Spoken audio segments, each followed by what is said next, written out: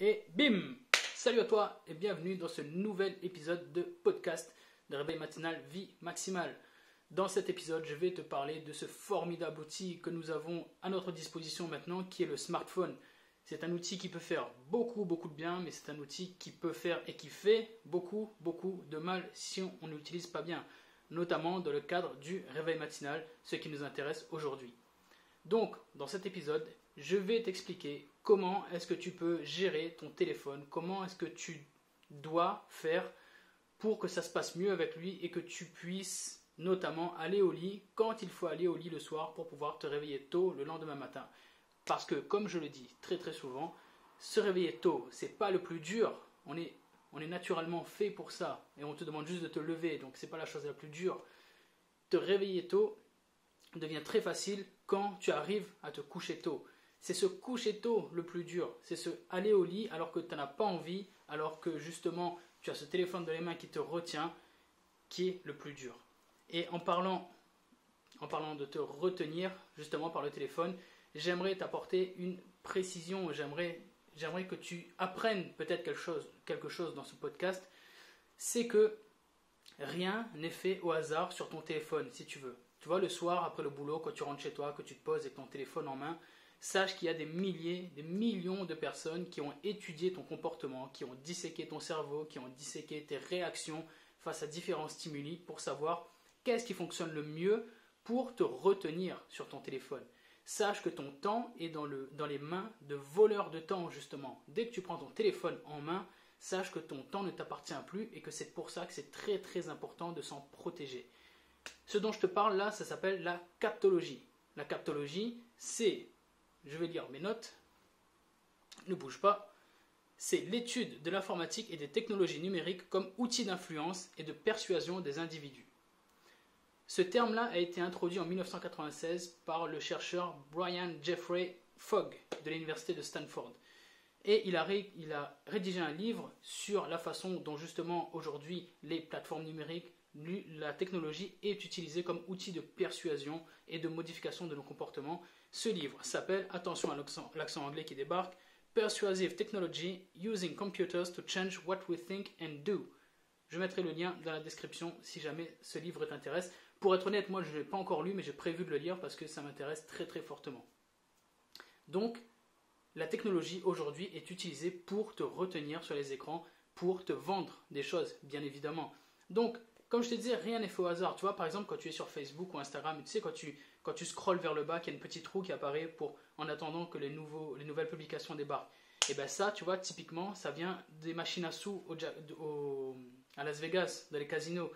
Tu tires et tu sais pas ce qui va tomber. Boum. Et ton cerveau, il adore ça. Donc c'est pour ça que souvent tu reviens, tu rescrolles un petit coup pour voir qu'est-ce qu'il y a de nouveau qui est arrivé. Parce que ton cerveau est vraiment accro à ça. Ça libère des charges de dopamine, la molécule du bonheur. Et donc là, tu adores ça quand tu as cette décharge et que tu as des nouveaux trucs qui débarquent et tu t'y attendais pas.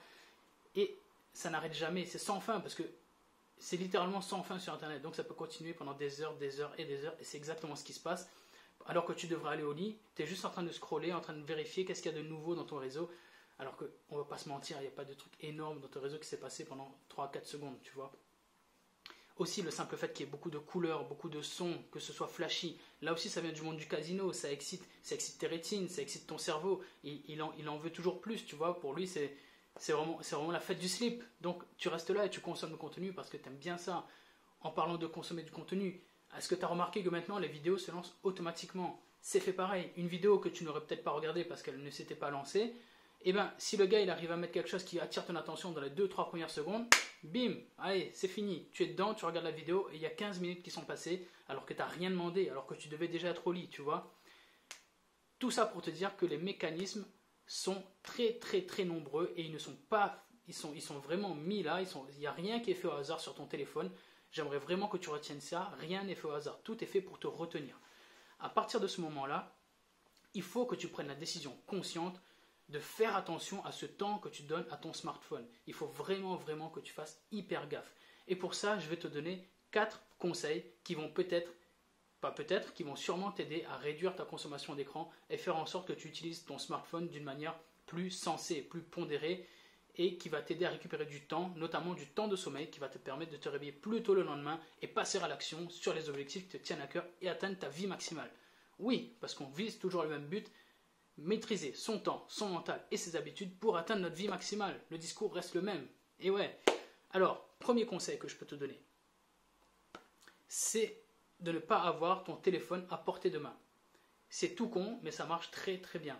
En gros, quand tu rentres chez toi le soir, quand tu as décidé de travailler, ou même peu importe quand en fait, ne laisse pas ton téléphone à portée de main. Si tu es dans une pièce, ou mets-le à l'entrée quand tu arrives chez toi. Tu prends ton téléphone, tu le poses dans l'entrée. Ensuite, tu vas faire ta vie. Et tu fais ta vie comme tu dois la faire. Et au moment où tu as ce réflexe de prendre ton téléphone pour faire quelque chose, tu verras que ton téléphone n'est pas là et qu'il est plus loin. Il est un peu plus loin et tu dois te déplacer pour aller le chercher. Et tu verras qu'à ce moment-là, il va se passer deux choses. Soit tu as absolument besoin du téléphone parce que tu dois faire une recherche, parce que tu cherches une recette, parce que tu dois travailler sur un document, ou tu dois répondre à quelqu'un absolument. Tu vas aller prendre ton téléphone et tu vas faire cet effort-là parce que l'effort en vaut la peine et que c'est poussé par un besoin, si tu veux.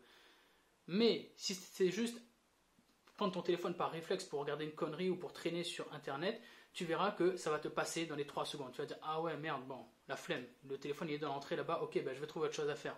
Et tu vas te diriger vers un livre ou parler avec ton enfant, parler avec ton compagnon, ta compagne qui est là, ou aller nettoyer ce que tu devais nettoyer, enfin peu importe, faire une petite tâche que tu laissais traîner depuis des mois.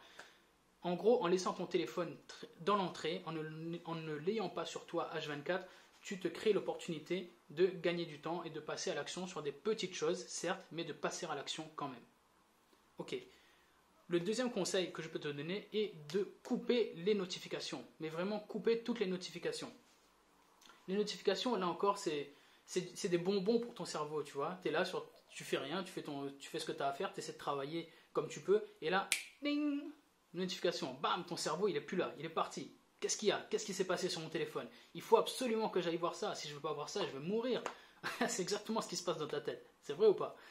Et donc, tu vas aller arrêter de faire ce que tu es en train de faire pour regarder la notification. Et tu verras que c'est un truc pourri qui est tombé.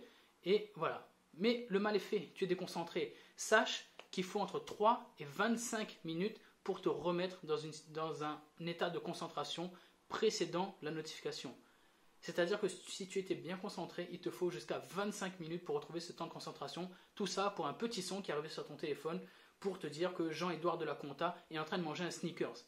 Sans déconner, est-ce que ça vaut le coup d'après toi? Tu vois? Et je veux revenir là-dessus aussi, je veux te parler du FOMO, the fear of missing out. Parce que souvent quand on dit aux gens de couper les notifications, les gens ont peur, ils vont te dire mais merde, mais je vais louper plein de choses en fait. Les gens essaient de m'appeler, les gens essaient de me contacter, les gens... zen. Les gens, s'ils doivent te contacter, si c'est urgent, on trouvera le moyen de te contacter. Si c'est pas urgent, les gens peuvent attendre que tu leur répondes. Si tu réponds pas à Barbara j'ai déjà dit la compta, si tu réponds pas à Barbara des RH qui te demande c'est quoi ton parfum de glace préféré, dans les 5 minutes, elle va s'en remettre. Tu peux dédier un créneau le soir, tu te dis ok, je prends mon téléphone pendant une demi-heure et je vais répondre à mes messages. Et là, tu prends ton message, tu prends ton téléphone et tu réponds au message. Tu verras d'une que tu n'as rien raté, que tu auras répondu à plein de gens et qu'en plus tu auras tout fait d'un coup et que tu auras gagné du temps. Tu n'auras pas été dérangé toutes les 5 minutes par ton téléphone. Je te rassure, tu ne vas rien louper dans ton réseau. Et ce que tu vas louper, entre guillemets, tu vas le rattraper juste après. Donc, coupe toutes les notifications, laisse uniquement les notifications pour les appels, de telle sorte que tu préviens les gens qui ont besoin de te joindre urgemment de t'appeler. Si vraiment c'est urgent, de t'appeler. Donc WhatsApp, message, tout le tralala, tu coupes. Et si on a besoin de te joindre, les gens qui ont besoin de te joindre, tu leur dis, écoute, j'ai coupé mes notifications, si tu dois me joindre urgemment, appelle-moi et je te répondrai. Et voilà. Et là, tu viens de gagner des heures et des heures et des heures de vie, crois-moi. Et surtout, tu viens de gagner des heures de productivité. Donc coupe vraiment les notifications, sincèrement.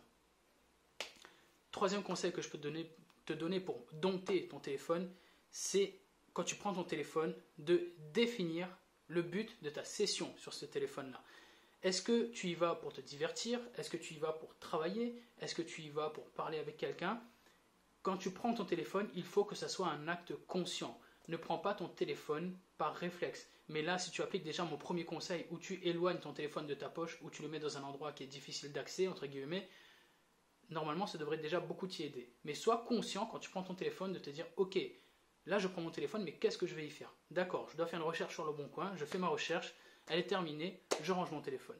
Je ne vais pas aller voir Facebook, Instagram, etc. Ce n'est pas le moment. Est-ce que tu dois faire un calcul? Est-ce que tu dois contacter quelqu'un dans le cadre d'un mail qui est urgent? Peu importe. Ok, je prends mon téléphone et je prends mon téléphone pour faire l'action X. Quand l'action X est terminée, je repose mon téléphone ou je sais que j'ai une action Y à faire, mais je suis conscient de cette action. Sachant que l'action X peut être je vais me détendre. Mais dans ce cas-là, tu le sais. Tu fais ok, là il est 20h, je vais me détendre pendant 15 minutes sur mes réseaux sociaux. Donc je vais prendre mon téléphone et je vais aller scroller sur les réseaux sociaux parce que j'en ai envie et que je suis conscient de l'action que je suis en train de réaliser. D'accord? Et là, on arrive directement et naturellement sur le conseil numéro 4 qui est de définir le temps de tes sessions sur ton téléphone. Quand tu prends ton téléphone de manière consciente, estime le temps que ça va te durer. Ok, est-ce que je vais regarder une série et ça va me durer 45 minutes? Est-ce que je vais scroller sur les réseaux et je m'accorde 30 minutes? Est-ce que je dois faire un calcul sur le téléphone et ça va me durer 1 minute? Pour combien de temps est-ce que je vais prendre mon téléphone? De telle manière que tu saches que si tu l'as depuis beaucoup plus longtemps que prévu, tu sais qu'il y a un problème et qu'il faut le reposer. Le divertissement, ce n'est pas un problème. Tu peux prendre ton téléphone pour te divertir, comme j'ai dit, en regardant une série ou en faisant autre chose si tu veux, en rejoignant. Mais il faut que tu définisses le temps que ça va durer. Et j'ai envie de te dire, surtout, si c'est le soir. Parce que le soir, on est encore plus sensible à la lumière bleue qui émane de l'écran, lumière bleue qui inhibe la sécrétion de dopamine, de mélatonine, l'hormone du sommeil. Donc le soir, c'est très très violent, ça retarde vraiment ton sommeil. Donc, si tu consommes des écrans le soir, définis vraiment le temps que ça va te durer. Ok, je dois aller au lit à 22h. Si je lance une série à 21h15, ce sera fini à 22h. Je coupe à ce moment-là. Je ne regarde pas un autre épisode, je ne vais pas sur Facebook, je ne vais pas sur Instagram, je coupe et je vais dormir parce que c'est mon réveil qui en dépend. Et mon réveil, je le fais pour ces 5 pourquoi qui sont très très puissants. Toujours garde en tête tes pourquoi également. Ça va t'aider à couper au moment où il faut couper. Ok, j'espère que ces 4 conseils vont t'aider, donc je les résume. Premièrement, éloigne ton téléphone, mets-le dans un endroit difficile d'accès. Deuxièmement, coupe les notifications, tu ne vas rien rater. Troisièmement, définis dans quel but est-ce que tu prends ton téléphone. Quand tu vas le prendre, prends-le de manière consciente. Quatrièmement, définis la durée de tes sessions sur ton téléphone.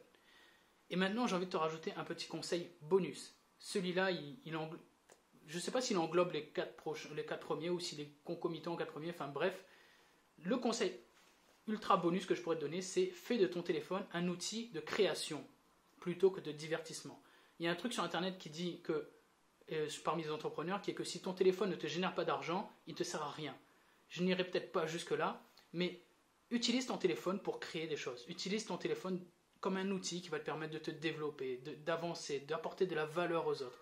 N'utilise pas ton téléphone juste comme un outil de divertissement pur et simple où tu vas juste perdre ton temps. Fais en sorte que le temps que tu y investis va apporter au monde, va t'apporter à toi-même, va apporter aux autres.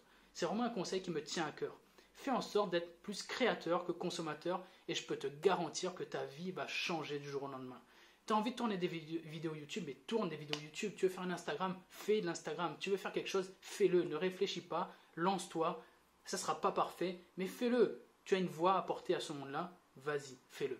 Franchement.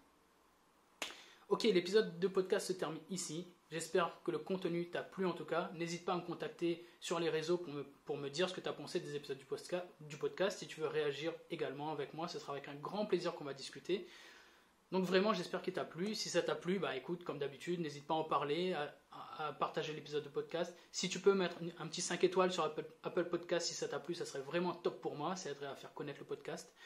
Et également, à la fin de cet épisode, j'aimerais te dire, si aujourd'hui, tu te retrouves dans une situation où tu sais que ta vie pourrait être beaucoup plus riche, si tu sens au fond de toi que tu peux atteindre une vie plus forte, une vie maximale, mais que tu ne sais pas par où commencer, mais que tu as envie d'y aller parce que tu sais que le temps passe vite, ne reste pas seul dans ton coin. Fais-toi aider, va voir des gens qui peuvent t'aider à passer au niveau d'après. Je pense humblement pouvoir être une de ces personnes. Donc si aujourd'hui tu as envie d'atteindre le niveau supérieur dans ta vie, tu as envie de reprendre le contrôle de ton temps, de ton mental, de tes habitudes pour connaître ta vie maximale, viens me contacter sur les réseaux. Je peux même te consacrer un appel de 2 heures pour qu'on en discute et qu'on mette en route ta meilleure vie. Je le fais avec grand plaisir. Donc n'hésite surtout pas. Xavier Klein sur les réseaux. J'espère vraiment que cet épisode t'a plu. Si c'est le cas, je compte sur toi pour le partager. En attendant, je te dis à la prochaine. Salut!